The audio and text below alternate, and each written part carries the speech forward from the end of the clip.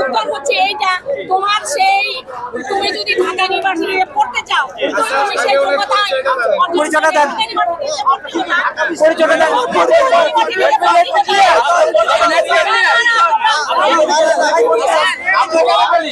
আমি ঢাকা ইউনিভার্সিটিতে পড়তে চাই, আমার প্রশ্নের জায়গাটা হচ্ছে ঢাকা ইউনিভার্সিটি আমাদের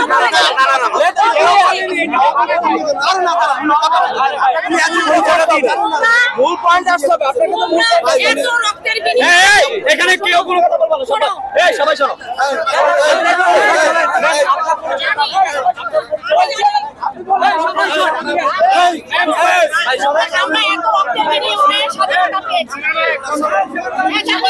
আপনার পরিচয় একটু দিবেন।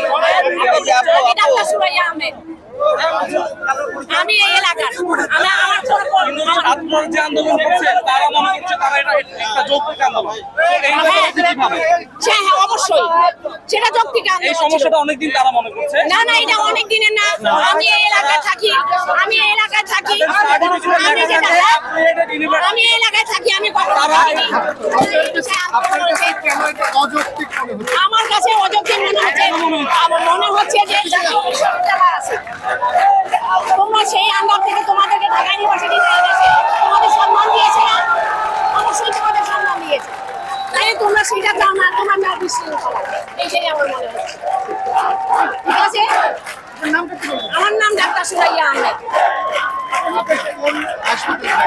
আমি একজন বিএসএমএস ডাক্তার। আমি কোনো হাসপাতালে এখন নাই, কারণ আমি অনেক দেশ ট্রাভেল করি, দেশওয়াই আমি এখন প্র্যাকটিস করি,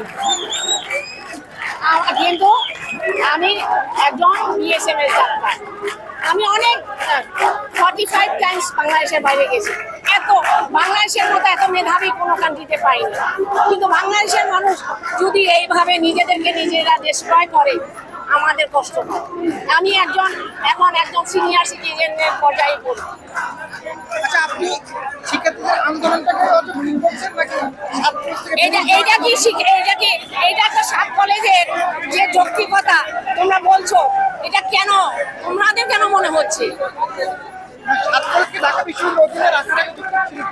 হ্যাঁ সেইটা তারা যদি জাতীয় বিশ্ববিদ্যালয়ের আন্ডার থেকে তাদেরকে ঢাকা বিশ্ববিদ্যালয়ের আন্ডারে এনেছে, তাদেরকে তো এটা অনার করেছে, তাদেরকে অনার করেছে না, তারা সার্টিফিকেটের ভ্যালুই বুঝে না, তারা যেটা হচ্ছে তারা বুঝে বিশৃঙ্খলা। সোজা কথা, আমার যে কথাটা সেটা হচ্ছে তারা বুঝে বিশৃঙ্খলা, আর কিছুই না। তারা এটা আমাদের ছাত্র এখানে বিশৃঙ্খলা করছে।